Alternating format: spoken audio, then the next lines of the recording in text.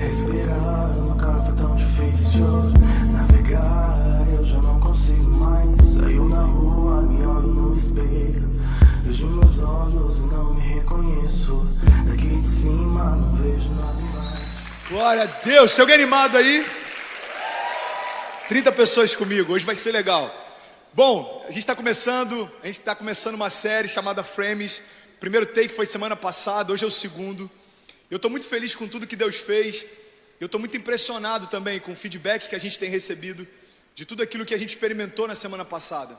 Sabe, hoje eu vou falar sobre o take 2, mas eu queria relembrar um pouco, principalmente para quem não estava aqui, aquilo que a gente experimentou na semana passada. Sabe, eu quero usar isso como base para aquilo que a gente vai experimentar hoje, amém? Vocês estão comigo? Mas antes da gente começar, eu quero orar com você, eu quero te convidar a reagir a essa palavra. Sabe, se você abrir o seu coração nesses 30 minutos, a tua vida pode ser afetada para sempre. Quantos creem, digam amém. Então abra o seu coração, reage a essa palavra, e eu quero te convidar a vir junto comigo, para a gente se divertir junto, amém? Então eu quero orar com você, Pai. A gente está aqui mais uma noite para ouvir a sua voz, Pai. Nós não viemos por causa de um pregador, nós não viemos por causa de uma série, nós viemos para te ouvir, Jesus. Por isso, fala através da minha vida, Pai, em nome de Jesus. Me usa de forma sobrenatural, Pai, para que ao final dessa noite a gente possa ter certeza de que o Senhor falou diretamente ao nosso coração, Pai. Eu oro para que toda resistência caia por terra, eu oro para que toda barreira, toda distração e tudo aquilo que tenta nos impedir de te ouvir, Pai, seja completamente anulado. Eu oro para que os céus estejam abertos sobre esse lugar, Pai, em nome de Jesus. Se você crê nisso, diga amém. Sabe, semana passada eu falei sobre Pedro e o convite que ele recebe de Jesus. É interessante porque Jesus chega para Pedro e o primeiro convite que ele recebe é o seguinte: Pedro, se você me seguir, eu vou fazer de você um pescador de homens. Só que chega num determinado momento da história, Pedro já tinha aceitado o convite, Pedro já tinha visto Jesus fazer milagres, Pedro já tinha andado sobre as águas, Pedro já tinha sido experimentado. Você pode repetir isso comigo? Diga experimentado. Pedro já tinha tido experiências com Jesus, mas mesmo assim, chega um momento em que quando Jesus morre, Pedro volta a pescar. E aí eu compartilhei com você na semana passada que Jesus se aproxima então do mar, onde ele e os discípulos estão pescando. E Jesus pergunta para eles: vocês têm o que comer? E ele responde: não. Ok, então lança a rede desse lado. E para resumir bastante, os discípulos lançam a rede e tem uma pesca extraordinária. Até que João olha e fala: Pedro, eu creio que é Jesus. Pedro então coloca a roupa, sai correndo em direção ao mestre. E tudo aquilo que eles estavam batalhando para conquistar, quando eles chegam à praia já estava pronto. Jesus estava com uma fogueira pronta, peixe sobre a brasa e pão. Sabe, uma coisa que me impactou muito com aquilo que Deus falou na semana passada é que ou você se move pela visão ou você se move pela necessidade. E é sobre isso que eu quero falar hoje. Hoje eu quero falar sobre visão. Sabe, a primeira coisa que eu quero compartilhar com você é que todas as vezes que você recebe uma visão, você não está preparado para ela. Você pode repetir isso comigo? Diga: todas as vezes que eu recebo uma visão, eu não estou preparado para ela. Pastor, me explica isso melhor. Eu vou te explicar, preste atenção nisso. Todas as vezes que Deus compartilha com o homem uma visão, significa que o homem não está preparado para ela. É por isso que é uma visão e não um milagre. Porque o milagre é algo que Deus faz imediatamente. Uma visão é algo que Deus te convida a construir com Ele. Sabe quando a gente percebe que uma geração é superficial ou é uma geração que tem experiências com Deus? É porque uma geração superficial vive em busca de milagres, porque ele quer que Deus faça para ele aquilo que ele não precisa fazer. Uma geração superficial está sempre esperando que Deus faça algo imediatamente. E é por isso que uma geração superficial não consegue permanecer firme, ela é inconstante. Porque se o milagre não vem na semana seguinte, a conversão dele, ele já não tem tanta certeza se Deus é tão bom assim. Tem alguém entendendo isso? Diga amém. Se tem alguém gostando do que Deus vai falar, diz: vem comigo. Beleza, 10 pessoas comigo, vamos junto. É interessante isso porque a primeira vez que eu parei para meditar sobre isso me assustou um pouco. Porque desde que eu me converti, Deus compartilhou visões comigo. E durante muito tempo eu achava que era uma questão de tempo para que elas acontecessem. Mas uma visão não depende de tempo para se manifestar, depende do processo para que ela se cumpra. A gente fala muito sobre promessas e processo. Pastor, a gente fala muito sobre isso, é porque toda a tua caminhada vai ser pautada em cima disso. Promessas que Deus te faz e processos para que elas se cumpram. Promessas que Deus te faz e processos para que elas se cumpram. Se você tem uma vida cheia de promessas, mas não aceita o processo, você vai ser um cristão frustrado com Deus. Porque Deus continua te prometendo e continua desejando que você viva, mas o processo é algo que você rejeita. Então eu quero falar sobre visão, e a primeira coisa que eu quero compartilhar é que todas as vezes que a gente recebe uma visão de Deus, significa que a gente não está preparado para ela. Quantos estão entendendo? Digo amém. Sabe, é interessante porque milagres apontam sempre para um mover direto de Deus. Mas a visão, ela exige de nós que a gente construa a visão ao longo do processo. Sabe, a visão normalmente ela diz respeito a algo que está no futuro, e ela sempre diz respeito a algo que está fora do seu alcance.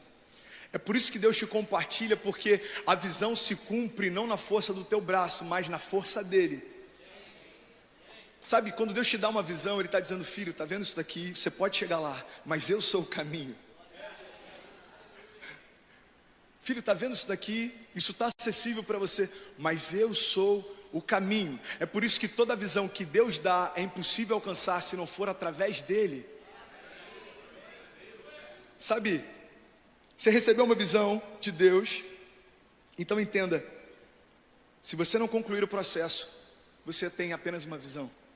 Sabe, a nossa geração não vai ser afetada pela quantidade de visionários, não vai ser afetada por uma quantidade de jovens que receberam promessas. Vai ser afetado pelos jovens que entenderam que a visão vai se cumprir quando aceitarem o processo para isso. E eu quero chamar a tua atenção porque Deus tem falado muito comigo sobre Pedro, e eu quero falar um pouco sobre Pedro hoje. Mas antes disso eu queria só compartilhar algo que aconteceu lá em casa, e eu achei muito engraçado. Sabe, a gente está numa série chamada Frames, e a base dessa série é que a sua história não é uma foto, a sua história é um filme. Então aquilo que você está vivendo em um dia não define toda a tua vida. Aquilo que você está vivendo em uma estação não define toda a tua história. Então você sabe o que é uma visão dentro desse contexto da série? A visão é como se fosse a antecipação de um frame. Sabe, a visão é como se fosse um trailer de um filme. O problema da nossa geração é que tem muita gente que está se conformando em ficar só assistindo o trailer repetidas vezes.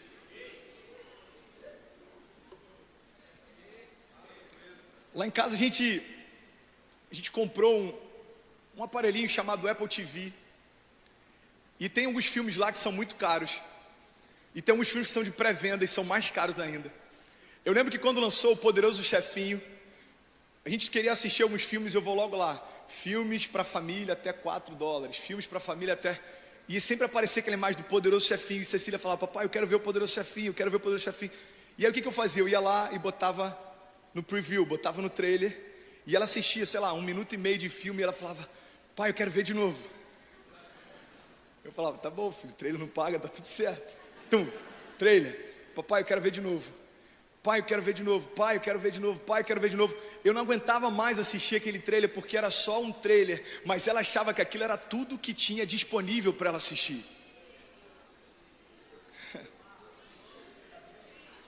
Era só um presságio, eram só algumas cenas, mas ela achava que aquilo era tudo que estava disponível. Por quê? Porque o olhar dela é um olhar de criança. Sabe qual é o problema? Se o nosso olhar for um olhar infantil em relação às promessas que Deus tem, a gente vai se contentar em só ficar ouvindo elas. Se for para Ele, você pode fazer melhor.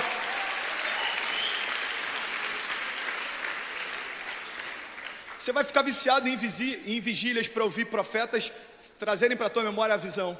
Você vai ficar viciado em ouvir pessoas que têm unção profética trazer à tua memória a visão. Por quê? Porque você está com saudade do trailer e quer que alguém te lembre de novo aquilo que Deus já te prometeu. E quando a pessoa te lembra, você fica satisfeita por um tempo, até que você fala assim: Deus, fala comigo, por favor, qual é o meu chamado e qual é o meu propósito? Aí Deus aperta o play, você assiste o trailer e fala: uau, eu estou satisfeito por mais algum tempo. Sabe, outra coisa que eu achei interessante nessa experiência com Cecília é que se você quiser passar do trailer, você tem que pagar um preço para isso. Você quer ver o restante do filme? Ok, tem um preço. Você está disposto a pagar? O filme é seu. Está disponível. E não precisa parar, você pode assistir até o final. Você não vai ficar pela metade, você tem todo ele disponível, porque você pagou um preço para isso. Sabe, o primeiro valor já foi pago na cruz do Calvário. Jesus morreu no nosso lugar e ele deu acesso para a gente. Agora você precisa entender que para sair do trailer e começar a viver aquilo que Deus prometeu, depende de você se posicionar e aceitar o processo. Vocês estão comigo?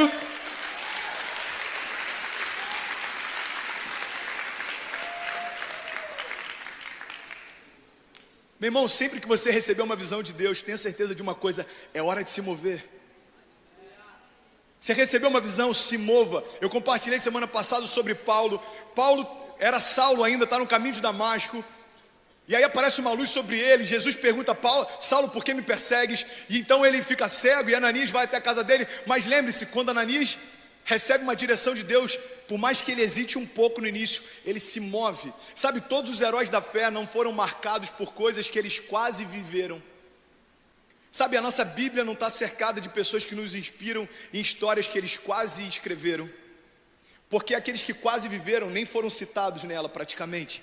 Aqueles que quase aceitaram, a gente não tem nem tempo para parar para ler, porque a Bíblia fala de pessoas que receberam uma visão de Deus e se lançaram nela. Sabe, eu aprendi uma vez que todo mundo serve para alguma coisa. Quantos concordam, digo amém. Mas não foi num contexto muito legal. Era um professor que falou o seguinte: sabe, eu acredito que todo mundo serve para alguma coisa, mesmo que seja como um mau exemplo. É interessante porque a gente lê sobre a história de pessoas que receberam visão de Deus e não se submeteram ao processo. São poucas, mas elas estão lá. Sabe para quê? Para que a gente possa entender que não depende mais da visão que ele dá, mas da forma como eu posiciono em relação à visão. Sabe, eu quero falar sobre Pedro, porque Pedro, ele não é só parecido com a gente, Pedro representa a gente. Pedro talvez seja o personagem mais paradoxal da Bíblia. Porque no momento Pedro está dizendo para Jesus que jamais o deixaria, no outro momento está dizendo para a multidão que nem conhece o mestre. No momento Pedro está falando para Jesus: olha, eu não aceito que você lave os meus pés. Jesus fala: se eu não fizer isso, você não tem parte comigo. Pedro fala: então não lava só os pés, lava minha cabeça e as mãos também. No momento Pedro está fugindo da cruz. No outro momento Pedro está dizendo: eu não sou digno de ser crucificado como Jesus, por isso me crucifique de cabeça para baixo. Sabe, Pedro, ele era intenso, mas ele ia de um extremo ao outro. Quantos estão entendendo isso? Diga amém. É por isso que Pedro representa muito bem a gente, principalmente a nossa geração. Pedro, ele era paradoxal, mas tem algo que me chama a atenção na história de Pedro. Jesus continuava acreditando nele. Sabe, Pedro, ele foi intenso para ambos os lados e Jesus continuava acreditando nele. Sabe por quê? Porque existe algo que vai marcar a nossa história e não tem a ver com o quão constante a gente é, o quão apaixonado por Jesus a gente é, mas tem a ver com quão disponível a gente está para que Ele transforme completamente a nossa história. Pedro, ele era inconstante, mas era apaixonado, intenso, mas era inconstante. Ok, essas características marcam a história de Pedro, mas o que mudou a história dele não são as características de Pedro, mas são as características de Jesus na vida de Pedro. Jesus continuava acreditando em Pedro. Ei, deixa eu te falar uma coisa: o que vai afetar a tua história não são as suas características, mas é o quanto de Jesus você carrega na tua história. Pastor, você não tem ideia de como eu entrei aqui. Mano, eu não tenho a menor ideia, mas eu sei como Jesus está. Ele está de braços abertos, Ele continua acreditando em você. E o convite de Jesus para Pedro me chama a atenção, porque tem 3 chaves aqui que eu quero compartilhar com você nessa noite. Preste atenção nisso. Mateus 4:18. Vocês estão comigo? Diga amém. Mateus 4:18 diz assim: andando à beira do mar da Galileia, não precisa abrir não, só ouve bem rapidinho.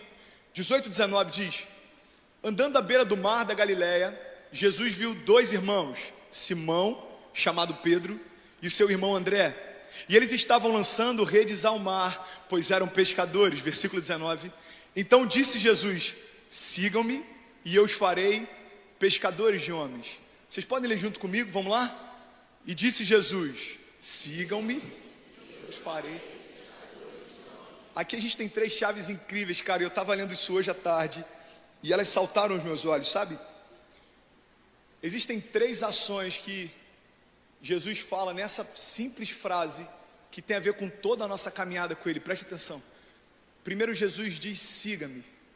Convite. Depois Jesus diz, eu farei, processo. E depois Jesus diz, pescadores de homens, propósito. Você pode repetir isso comigo? Diga, siga-me, convite, farei, processo, pescadores de homens, propósito. Sabe, o propósito ele está no final dessa história. É por isso que antes de você viver o propósito, você tem que aceitar o convite. Antes de a gente viver o propósito, tem algo básico na nossa caminhada, você tem que aceitar o convite. Agora, entre o convite e o propósito, existe algo onde muita gente fica pelo caminho, que se chama processo. Sabe, eu quero falar sobre essas três coisas. Eu quero falar sobre o convite de Jesus para nós, sobre o processo que a gente enfrenta na caminhada e sobre o propósito. Se alguém quer ouvir isso, diga amém. Eu vou ser bem rápido no convite, porque a gente já está bem acostumado a ouvir falar sobre o convite de Jesus, amém? Todos sabem o quanto a gente é apaixonado aqui na igreja por salvação. Não é à toa que mais de 15 mil pessoas já vieram à frente nesses últimos 4 anos. Mas eu quero trazer algo à tua memória, sabe? A primeira coisa que eu quero compartilhar com vocês sobre o convite é que o convite de Jesus diz respeito à mudança de natureza, não de estilo. Sabe, Jesus não está interessado em fazer com que você fale diferente. Jesus não está interessado em fazer com que você se vista diferente. Embora em alguns casos, se você começar a se vestir diferente, talvez ele até fique feliz com isso. Eu nem falei da pochete do Caio e do Bernardo hoje. Nem toquei nesse assunto. Ele não está preocupado como você fala, o que você veste. Ele está preocupado em quem você é. Então, a primeira coisa básica sobre o convite que Jesus nos faz é que o convite é para que a gente possa mudar de natureza, amém? Sabe, Deus ele te aceita como você é, mas Ele te ama tanto que Ele não deixa que você fique como está. E aí que tem muita gente que confunde graça e isso se torna uma desgraça, porque acha que Deus nos aceita do jeito que a gente é e a gente pode permanecer assim.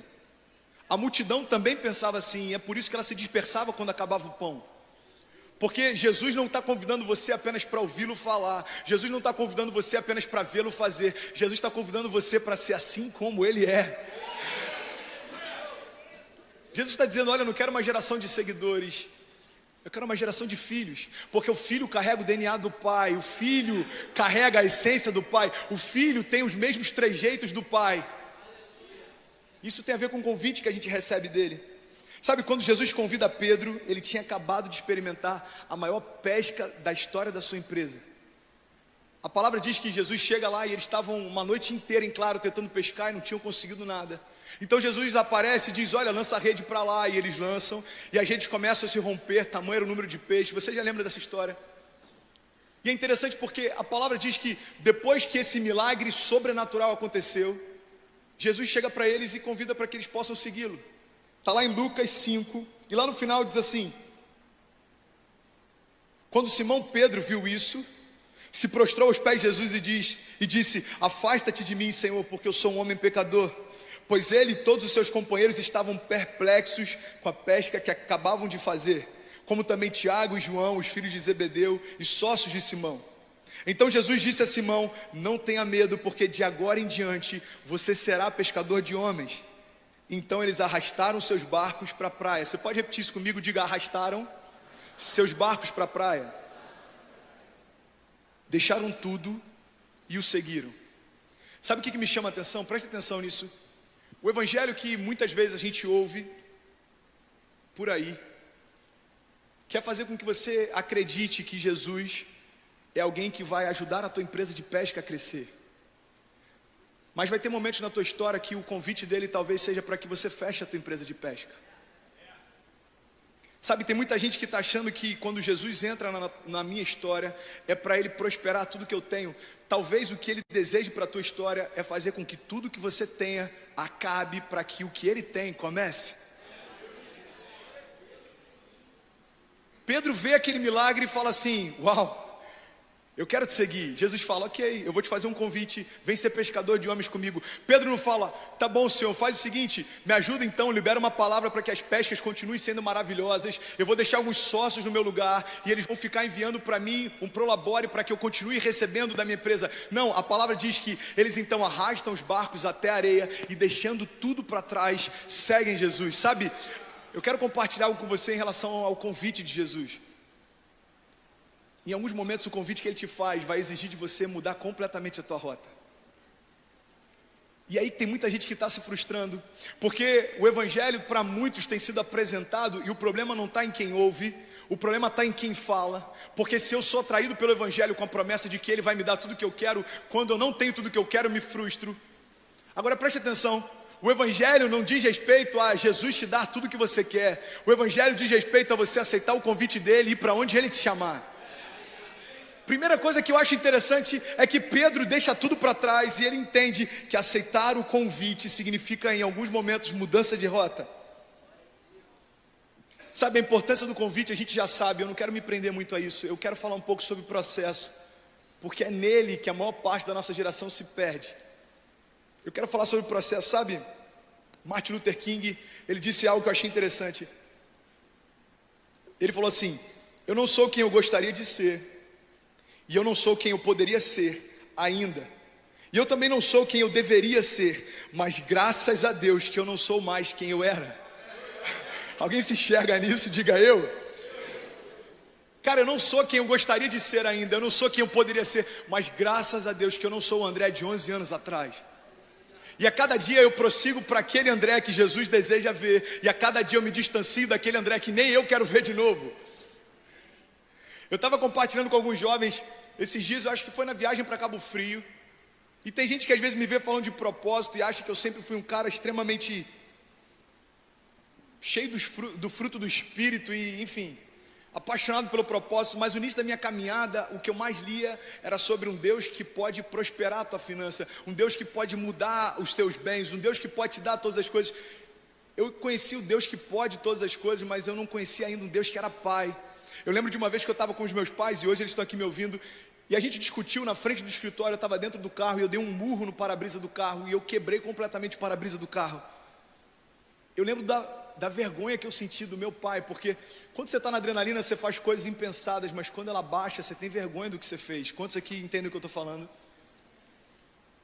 Eu lembro que quando eu olhei para aquilo, na hora, o sentimento que eu tive foi: uau, o André de alguns meses atrás está querendo voltar.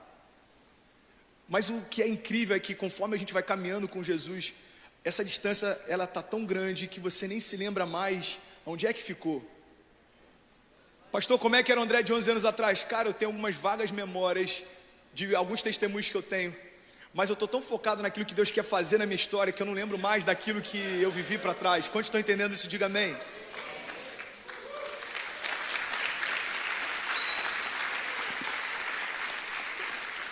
Outra coisa que eu quero compartilhar sobre o processo, preste atenção nisso. Eu já falei sobre isso outras vezes, mas eu acho isso muito poderoso. É que a gente é muito imediatista, a gente quer que seja tudo na hora, a gente quer que seja tudo no tempo que a gente quer. Só que Jesus, ele não venceu imediatamente, mas Jesus venceu definitivamente. Sabe, Jesus, ele veio como uma criança, ele foi gerado no ventre de uma mulher, ele aprendeu a falar, ele aprendeu a andar, ele aprendeu as coisas ligadas à palavra de Deus, ele crescia em graça e conhecimento diante dos homens, do povo, ele aprendeu todas as coisas até que ele foi batizado e se cumpriu aquilo que era necessário. Jesus passou por todo o processo que era necessário para um judeu naquela época. Jesus, ele cumpriu tudo aquilo que era necessário naquela época, porque preste atenção nisso, o propósito de Jesus era cumprir todo o propósito e todo o processo, mas não imediatamente, porque ele sabia que quando chegasse no tempo da cruz, já haveria se cumprido todas as promessas que diziam a respeito dele, e ali então ele venceria definitivamente. Se Jesus tivesse queimado algumas etapas e algumas promessas a respeito dele não tivessem se cumprido, talvez até hoje a gente teria dúvidas se de fato ele era o Messias ou não. É por isso que em várias promessas que Jesus cumpria, a palavra diz: e assim se cumpriu o que havia dito o profeta tal, e assim se cumpriu o que dizia a palavra através do profeta tal. Por quê? Porque tudo que Jesus fazia era de forma intencional e com propósito. Sabe, uma outra coisa que eu quero compartilhar com vocês, eu estou correndo, porque eu creio que tem muito de Deus para a gente ouvir aqui ainda, é que no meio do processo, uma coisa que a gente não pode esquecer, e às vezes é desafiador a gente manter isso em mente, porque quando as coisas começam a fluir, é natural a gente começar a achar que algumas coisas estão acontecendo porque a gente é bom, algumas coisas estão acontecendo porque a gente se tornou bom em algumas áreas, a gente aprendeu a fazer algumas coisas, então a palavra flui melhor porque eu aprendi a pregar. O louvor flui melhor porque eu aprendi a cantar. Deixa eu te falar uma coisa, no meio do processo, se existe uma chave que a gente nunca pode esquecer, é que não tem nada a ver com você, mas tem tudo a ver com Ele. Tem uma passagem que eu sou apaixonado, que fala sobre a história de Gideão. E olha só, está lá em Juízes 7. Diz assim, acompanha comigo, por favor. De madrugada, Jerubaal, isso é, Gideão. Pensa no nome bonito, gente. Jerubaal. Vamos lá, versículo 1 até o 7. Isso é, Gideão e todo o seu exército acampou junto à fonte de Arode. E o acampamento de Midian estava ao norte deles, no vale, perto do monte Moré. Até aqui ninguém entendeu nada, mas vai fazer sentido, ok? Versículo 2 diz assim: e o Senhor disse a Gideão: você tem gente demais para que eu entregue Midian nas suas mãos, a fim de que Israel não se orgulhe contra mim, dizendo que a sua própria força o libertou. Preste atenção nisso. Deus convida Gideão a libertar o povo dele. Gideão fala assim: Senhor, quem sou eu para fazer isso? Ele fala: Gideão, não tenha medo não, eu estou contigo, está tudo certo. Reúne um exército. E Gideão reúne um exército, mais de 30 mil homens no exército dele. Aí eu imagino Gideão apresentando para Deus, todo bobo, e falando assim: ai Deus, até que eu estou com popularidade, mano. 32 mil pessoas no exército. Deus olha para o exército e fala assim: não, Gideão, tem gente demais. Como assim, Deus, tem gente demais? Tem gente demais, porque se vocês forem na sua força, vocês vão acreditar que foram vocês quem fizeram. Gideão, eu não preciso de homens para fazer aquilo que só eu posso fazer. Senhor, o que eu vou fazer? Tem 30 mil pessoas. Eu prometi que vai ter ticket de refeição para todo mundo que veio aqui para a batalha. Eu prometi um monte de coisa. Tá bom, Gideão, então faz o seguinte, versículo 3, olha só isso. Então anuncie, Gideão, para o seu povo, que todo aquele que estiver tremendo de medo poderá ir embora do monte Gileade. Então tinha pouca gente com medo. Então 22 mil homens partiram e ficaram apenas 10 mil. Gideão faz uma pergunta óbvia: quem está com medo pode meter o pé. 22 mil homens vão embora e ficam 10 mil. Eu acredito que esses 10 mil não é que eles não tinham medo, eles estavam em dúvida ainda. Cara, não sei se é medo, dor de barriga, frio, não sei, mas 10 mil ficaram. Aí Deus olha para aqueles 10 mil, vocês estão comigo? Diga amém.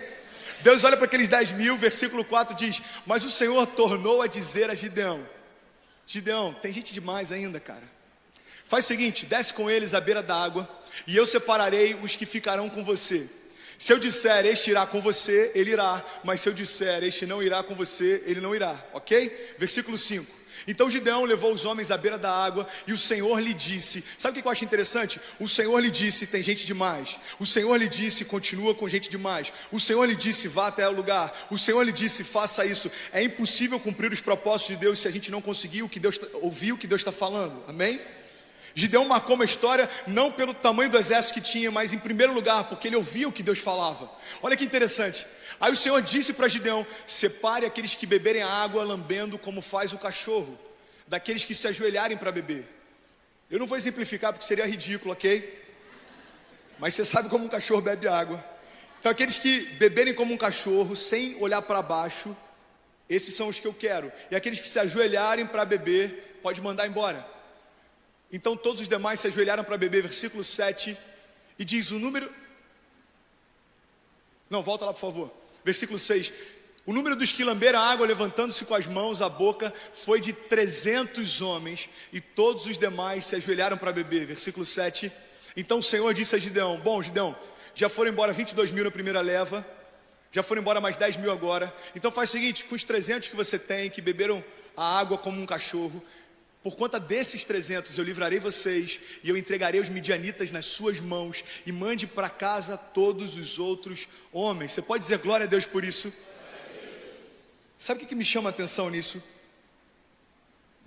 É que é quase como uma ironia o que Deus faz nessa história. Presta atenção.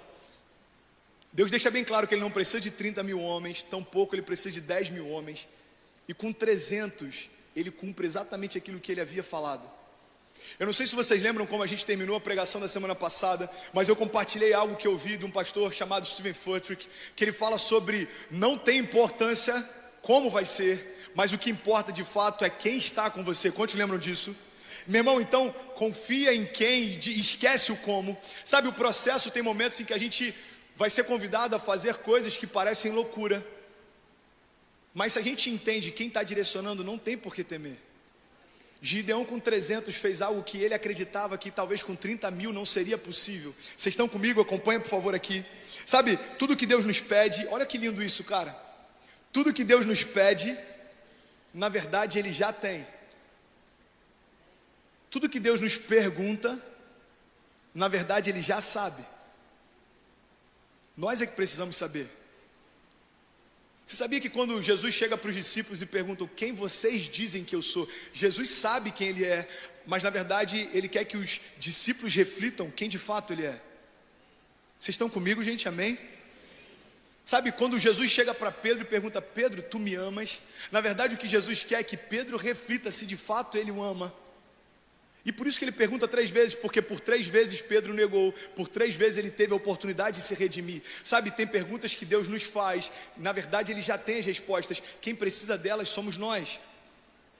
E é interessante porque no processo a gente vai ser cercado de perguntas de Deus, e é porque Ele quer trazer para nós respostas e direção.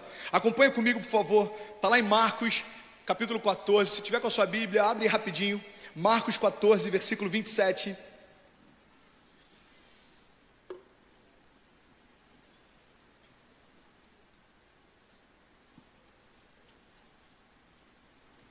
Marcos 14, 27. Todos acharam?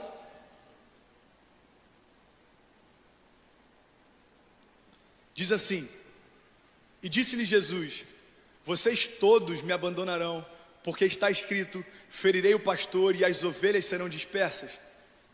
Mas depois de ressuscitar, eu irei adiante de vocês para Galiléia. Versículo 29. E Pedro então declarou: ainda que todos te abandonem, Senhor, eu não te abandonarei. Respondeu então Jesus: Pedro, eu asseguro que ainda hoje, essa noite, antes que 2 vezes cante o galo, 3 vezes você me negará. Versículo 21. Mas Pedro insistia ainda mais: Senhor, mesmo que seja preciso que eu morra contigo, eu nunca te negarei. E todos os outros disseram o mesmo. Preste atenção nisso. Nessa passagem Jesus está dizendo para eles o que vai acontecer, e Pedro diz: Senhor, eu jamais te abandonarei, mesmo que seja necessário, eu vou morrer por você. Mateus 26, 55, acompanha comigo por favor, diz assim: naquela hora Jesus então disse à multidão: eu estou chefiando alguma rebelião para que vocês venham me prender com espadas e varas. Nesse momento Jesus já está sendo preso, Jesus já está sendo julgado, e ele pergunta: por acaso eu estou sendo preso porque eu estava à frente de alguma rebelião? Por que vocês estão me prendendo assim? Por que vocês estão me tratando dessa forma?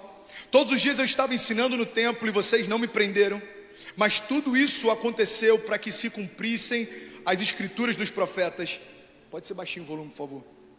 Então todos os discípulos o abandonaram e o fugiram, inclusive Pedro.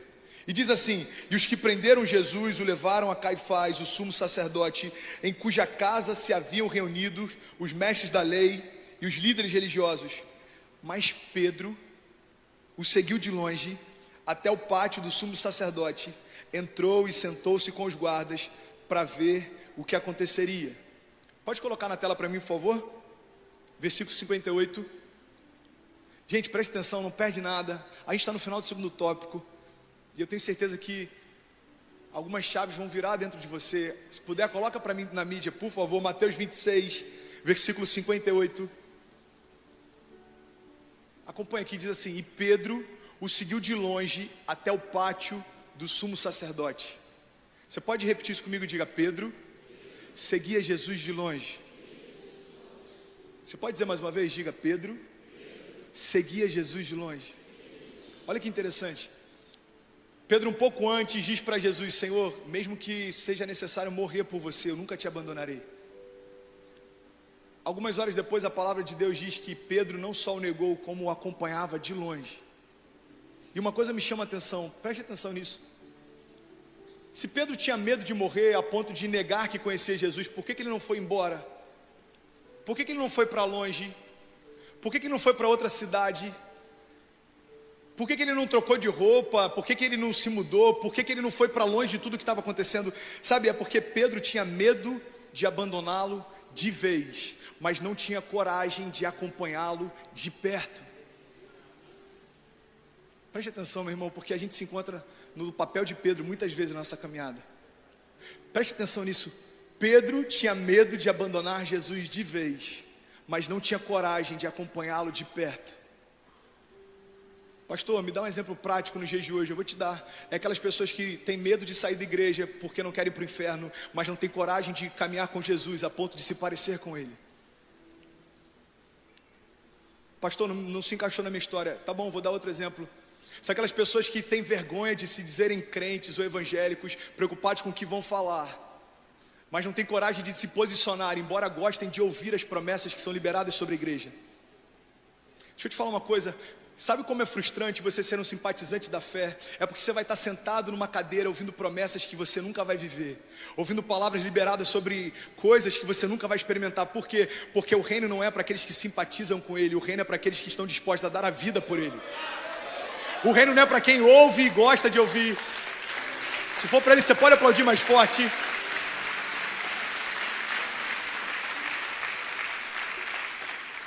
O reino não é para aqueles que gostam de ouvir. Cara, eu gosto de ouvir esse pastor falar, porque, não sei, eu sinto uma coisa boa quando ele fala, eu saio tão animado. Cuidado, você pode só estar sendo entretido.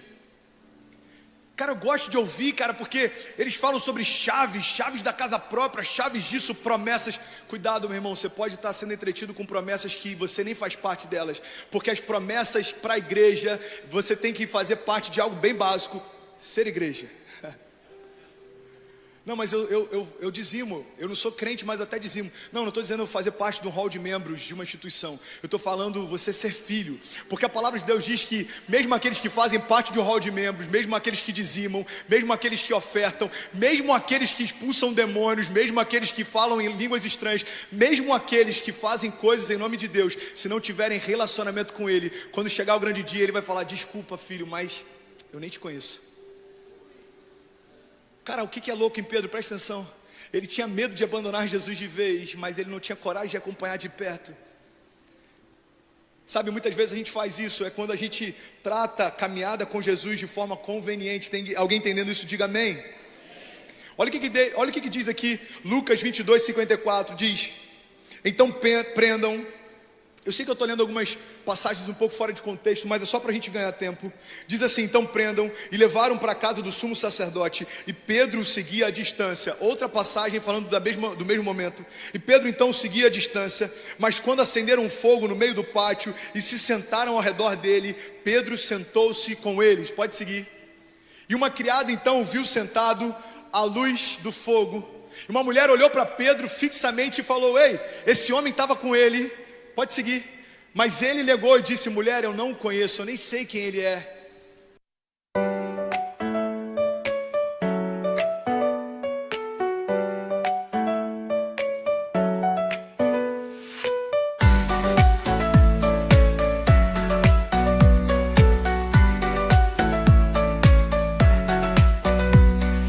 Raindrops falling down my face, like tiny tears in a happy chase. Hopping through the puddle sea, colors dancing wild and free. Skies are gray but I don't mind, cool raindrops on my skin I find. Kicking off my Saturday, watch the clouds just drift away. Rainbow in the rain, what a sight. Colors shining oh so bright, dancing in the streets so bright. Everything will be alright.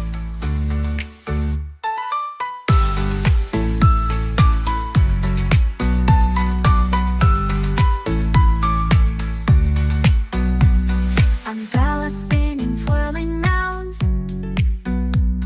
a colorful halo on the ground. Music playing on the sand, skipping beats, the heart will sway. Feel the world come out to play. Lightning cracks but don't you fear, magic shines when skies are clear. Raindrops whisper secrets true, a hidden beauty shines right through. Rainbow in the rain, what a sight. Colors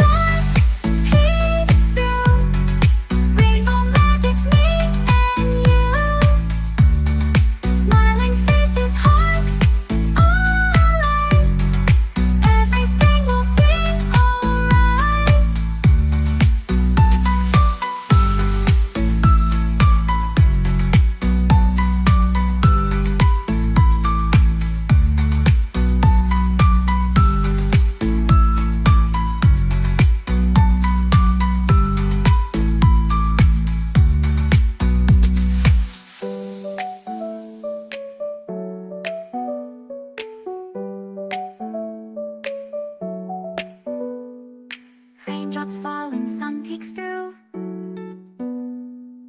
Rainbow magic, me and you. Smiling faces, hearts alight. Everything will be alright.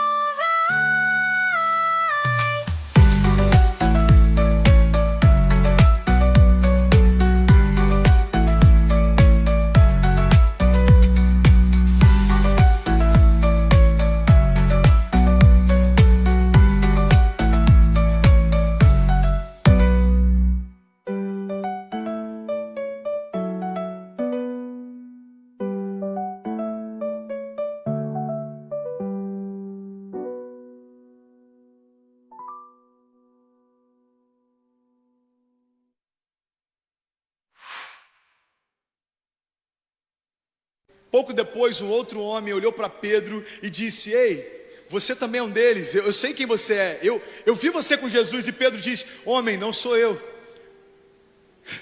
Versículo 59, e cerca de 1 hora mais tarde, você pode dizer isso, diga 1 hora depois, outra pessoa afirmou: certamente esse homem estava com ele, pois ele é galileu. Versículo 60, olha isso, cara.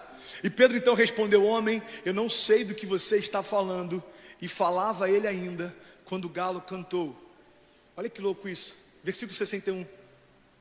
Então quando Pedro nega Jesus pela terceira vez, então quando a palavra que Jesus havia liberado se cumpre, então quando Pedro cai a ficha e percebe que aquilo que ele tinha dito que jamais faria aconteceu, a Bíblia diz que então Jesus voltou seu olhar diretamente para Pedro.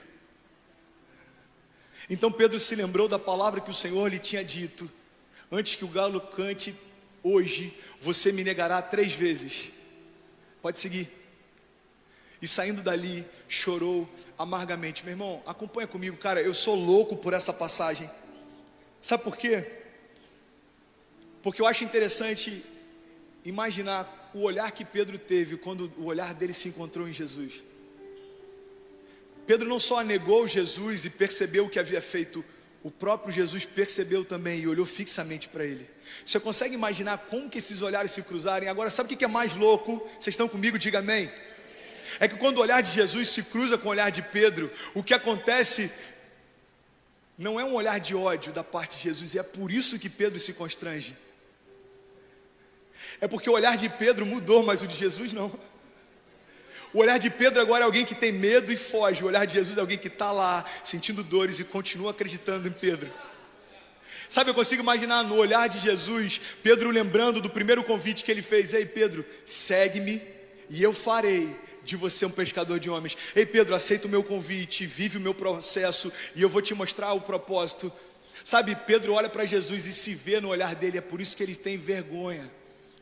É porque Pedro se vê no olhar de Jesus e sabe que Jesus continua acreditando nele, quando nem ele acredita mais. Você sabe por que Pedro chora amargamente? Porque quando Pedro se vê em Jesus, ele sabe que Jesus continua amando ele, mas ele nem sequer tem coragem de dizer que conhece aquele homem. Meu irmão, preste atenção no que eu vou te falar. Você sabe o que tem a ver a maior parte do processo que a gente vive na nossa caminhada com Deus?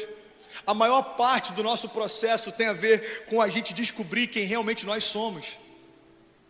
A maior parte do teu processo não é para melhorar as tuas habilidades, não. Deus não precisa que você pregue melhor, Deus não precisa que você fale melhor, Deus não precisa que você tenha mais estratégias evangelísticas, Deus não precisa disso. Pastor, por que Ele está me aperfeiçoando no meio do processo? É porque durante o processo você se conhece melhor. Você sabe quem você é quando ninguém vê. Você sabe o quanto te faz bem o elogio de algumas pessoas. Você sabe o quanto que você é carente, dependente de aprovação. E enquanto você vai fazendo, Deus vai te mostrando quem você é. E isso tem um propósito, presta atenção: é fazer com que quando a gente se reconheça no meio do processo, a gente rejeite aquilo que a gente é e deseje aquilo que Deus quer que a gente seja. No processo, Pedro está lá. Você pode aplaudir.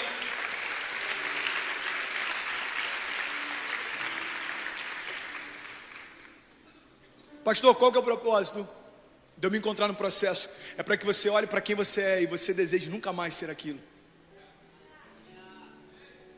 Pedro se olha, cara, no olhar de Jesus, ele fala: eu nunca mais quero fazer isso de novo. Você sabe por que ele foge? Porque ele tem vergonha. Ele foge porque ele tem medo. Ele foge porque ele se viu no olhar de Jesus e ele era completamente diferente de quem ele disse que seria. Senhor, se necessário for, eu morro por você. Mentira. Senhor, se necessário for, eu faço isso. Mentira, presta atenção. Tem uma frase do T.D. Jakes que eu achei maravilhosa. Ele diz o seguinte: as suas palavras vão contar aos outros o que você pensa, mas as suas atitudes irão dizer o que você acredita. Presta atenção nisso. As suas palavras vão dizer para os outros aquilo que você pensa. E é por isso que tem muita gente que se ilude com bons discursos, porque se você é eloquente, a tua palavra convence com aquilo que você pensa, mas as suas atitudes mostram aquilo que você realmente acredita. Meu irmão, quando chega na hora de morrer por Cristo, as palavras de Pedro não sustentaram aquilo que ele dizia. Sabe, tem momentos na nossa caminhada que aquilo que a gente diz que não tem importância. Tem momentos, e eu já falei sobre isso, tem momentos que você está no leito de um hospital, tem momentos que você está com uma doença dentro de casa, tem momentos que seus pais estão se divorciando, tem momentos que se você experimenta o céu na terra dentro da igreja, mas a tua casa está no inferno, meu irmão, ou você sabe quem você é, ou você desiste no meio do caminho. Pastor, qual que é o intuito do processo? É mostrar para você, cara, quem você é, para que você possa deixar isso de lado e desejar ser quem Ele sempre sonhou para você. Vocês estão comigo? Diga amém. Sabe, Pedro tinha tudo para dar errado, cara, e nós também. Você pode dizer isso? Diga, eu também. Diga, eu tinha tudo para dar errado. Agora preste atenção nisso, eu já estou quase finalizando. Eu vou fechar o último tópico e preste atenção nisso, por favor. Os seus erros não te definem. Pedro foi um cara que errou o tempo inteiro. Cara, Pedro foi aquele cara que quando estava no Monte da Transfiguração, ele olhou e falou assim: Senhor, quer que a gente construa barracas para ficar aqui? Pedro é aquele cara que negou Jesus quando ele estava sendo crucificado. Pedro é aquele cara que, assim que teve uma revelação de quem Jesus era, e Jesus disse: olha, essa revelação que você teve não foi carne nem sangue que te deu, mas o próprio Deus que te revelou. Pedro, sobre essa revelação edificaria a minha igreja. Logo depois, esse mesmo Pedro impede Jesus, tenta impedir Jesus de ser crucificado, e Jesus diz: olha, aparta-te de mim, Satanás. Esse mesmo Pedro que erra várias vezes, presta atenção nisso, esse mesmo Pedro que erra várias vezes, é o mesmo homem que quando Jesus ressuscita diz: olha, avisa os discípulos que eu voltei, e avisa a Pedro também. Avisa os discípulos que eu voltei, mas peraí, avisa Pedro também. Sabe por quê, meu irmão? Deixa eu te falar uma coisa: os seus erros não definem quem você é. Os seus erros não definem a sua identidade. Os seus erros não definem quem você é, mas preste atenção. Os seus erros não definem quem você é, mas tem algo que você precisa entender, cara. É por isso que tem muita gente que está se perdendo. Os seus acertos também não. Como assim, pastor? Deixa eu te falar. Os seus acertos não definem quem você é, porque se a definição da tua identidade está naquilo que você acerta ou erra, isso é lei, meu irmão, não é mais graça. Se a definição de quem você é está ligado ao que você faz, não tem mais a ver com receber Jesus, mas tem a ver com o mérito daquilo que você faz. Tem gente que não quer aceitar o peso do juízo, mas quer receber de Deus a graça com aquilo que faz de bom. Presta atenção, não tem nada a ver comigo, não tem nada a ver com você, tem tudo a ver com Ele. Tem tudo a ver com Ele. Tem tudo a ver com Ele. O nome dele se chama Jesus e Ele é nome sobre todo nome. Diante desse nome, meu irmão, todo joelho se dobrará e toda língua confessará. Ei, tem tudo a ver com Ele, sempre teve, no princípio, no fim, durante a caminhada, no convite, no processo, no propósito, tem tudo a ver com Ele. Para onde a minha história aponta, meu irmão? Se não for para Jesus, você está escrevendo algo em vão, porque as páginas da tua história não vão permanecer por muito tempo, mas aqueles que constroem uma história em Cristo, a história permanece para sempre. Porque aquelas coisas que se veem, elas são temporárias, mas as que não se veem são eternas. Alguém pode dizer glória a Deus por isso? Sabe, Pedro errou inúmeras vezes, mas esses frames não determinaram a história dele. A gente não é uma foto, lembra que a gente falou sobre isso? Você pode declarar, diga, eu não sou uma foto. Diga, a minha história é um filme. E para finalizar, o pessoal do instrumental do louvor pode subir. Eu quero falar sobre o propósito, porque tão importante quanto aceitar o convite é aceitar o processo, e tudo isso dá no propósito. Você pode declarar comigo, diga, eu vou viver o propósito de Deus sobre a minha vida. Sabe, a história de Pedro, ela é paradoxal. Ele vive em dois extremos. Pedro, ele é incrível, porque ele jura nunca abandonar Jesus e abandona. Ele jura nunca deixar Jesus e deixa. Ele jura fazer tantas coisas e faz. Mas presta atenção, Quando Jesus retorna para falar com Pedro, e eu falei sobre isso na semana passada, preste atenção nisso. Jesus se apresenta para ele no mesmo lugar que ele fez o convite pela primeira vez, enquanto Pedro pesca. Você acha que isso foi por acaso? Jesus poderia ter voltado em qualquer outro momento da caminhada de Pedro, mas eu acredito que Jesus volta no mesmo cenário, no mesmo habitat, para dizer: Pedro, eu sou o mesmo que te convidou alguns anos atrás, e eu continuo te convidando hoje. Você me ama, então apacenta as minhas ovelhas. Ei Pedro, meu convite continua de pé, o meu caráter não mudou, a minha vontade é a mesma, as minhas palavras não voltam atrás. Eu não sou o homem para que minta, nem filho do homem para que me arrependa. Ei Pedro, presta atenção, eu te fiz um convite e ele continua de pé. Você me ama, então filho, apacenta as minhas ovelhas. Jesus aparece para ele no mesmo cenário. Sabe o que eu quero compartilhar com você nessa noite? Meu irmão, Jesus está no mesmo lugar, esperando de você as mesmas coisas. A única coisa que você precisa fazer é correr em direção a ele e falar: Pai, eu quero, toda a vontade sua se cumpra sobre a minha vida, todo bom propósito se cumpra sobre a minha história. Pai, eu não quero viver mais do meu jeito, eu não quero fazer mais aquilo que eu acho que é bom, eu quero viver a tua história. Sabe por quê? Eu já tentei fazer do meu jeito e eu percebi, cara, que tudo aquilo que eu construí no meu braço eu perdi, mas tudo aquilo que Deus me deu, Ele mantém. Sabe por que vale a pena viver a vontade dele e não a nossa? Porque você foi gerado para isso, e você não vai se encaixar em nenhum outro lugar, senão no centro da vontade dele. Se alguém entendendo isso, diga amém. Sabe, o que eu quero fechar em relação ao propósito é que toda a tua história vai ser marcada pelas escolhas que você faz. Sabe, viver o propósito tem a ver com o poder das escolhas. Preste atenção nisso. As nossas escolhas definem a nossa história, não o nosso potencial ou a visão que a gente tem. Você pode...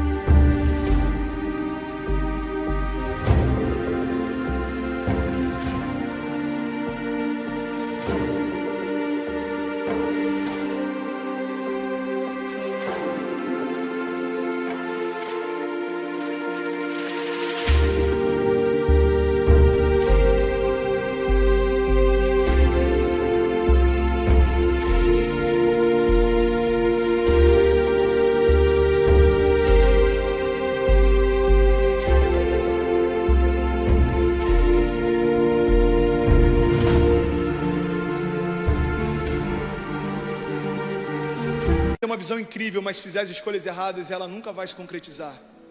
Você pode ter muito potencial, mas se você fizer escolhas erradas, você vai ser lembrado como alguém que tinha tudo para dar certo e não deu em nada. Meu irmão, presta atenção, não tem nada a ver com a tua visão, não tem nada a ver com o teu potencial, não tem nada a ver com as tuas qualidades, tem a ver com as escolhas que você faz. As suas escolhas vão definir a tua história. Sabe, se você não se enxerga daqui a 10 anos, você não sabe o que você vai fazer nem na semana que vem. Se você não sabe aquilo que Deus te chamou, é normal que você tropece em coisas simples, porque se você não tem muito claro dentro de você a visão que Ele quer construir, você não sabe nem para onde ir na semana seguinte. Você sabe como os orientais fazem? Quando eles param para planejar, por exemplo, uma empresa, eles planejam em 100 anos aonde eles querem estar. E depois que eles planejam e fazem todo o processo de onde a gente quer estar daqui a 100 anos, eles falam assim: bom, então para estar aqui em 100 anos, o que eu preciso fazer nos próximos 90? Aí eles traçam os 90 anos e falam: ok, para chegar nesses 90, o que eu preciso fazer nos próximos 80, nos próximos 70? O que eu preciso fazer ano que vem? O que eu preciso fazer hoje? Preste atenção, se você não tem uma visão de futuro, você não sabe lidar com o teu presente também. Se você não sabe aonde você quer chegar, a qualquer lugar tá bom. Por isso que tão importante quanto você aceitar o convite, viver o processo, é você entender qual é o propósito. Meu irmão, uma geração sem visão é uma geração sem propósito. Uma geração sem propósito se move pelas carências e necessidade, não pelo chamado. E para fechar, minha pergunta é: qual é o seu legado? Qual é o seu legado? Para que você foi gerado? Por que você está de pé? Por que continua sobre você o fôlego de vida? Por que Deus continua acreditando em você? Por que Ele continua te chamando? Por quê? Para que você foi gerado? Sabe, essa pergunta não pode sair da tua mente, não pode sair do teu coração, essa pergunta não pode deixar de consumir o teu espírito. Pelo que você quer ser lembrado pela geração seguinte? Como as pessoas falarão a respeito da tua história? Ei, meu irmão, começa hoje, começa agora, coloque-se de pé, avance, escreva, creia, declare, viva, rompa, corra. Nós somos a geração do avivamento. O que você está esperando, meu irmão, para viver os sonhos de Deus? Você pode fechar os seus olhos, levantar sua mão mais alto que você puder. Levante a sua mão mais alto que você puder. Eu quero te convidar, ofereça a Ele a tua melhor adoração. Se renda a Ele, se renda a Ele, se renda a Ele, se renda a Ele.